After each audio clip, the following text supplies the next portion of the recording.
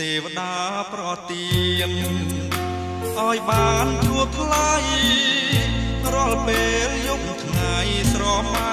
ភក្ត្រា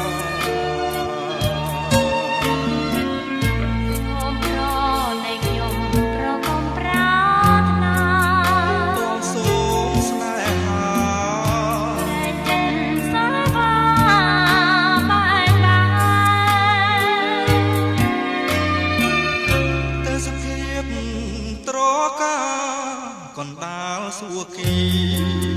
ធ្វើជាសាងសីរៀមស្មត់នឹងស្រីអិនបៃកែប្រាអូជាបំដងដែលអូនបងដែរយើងរួមស្នេហ៍អូនព្រួយខ្លាចតែមិនស្មោរឿងអ្វីហេតុអ្វីឲ្យស្រីសង្កា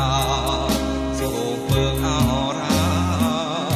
ប្រាប់ថាដួងចិត្តបរិសុទ្ធនឹងខ្ញុំ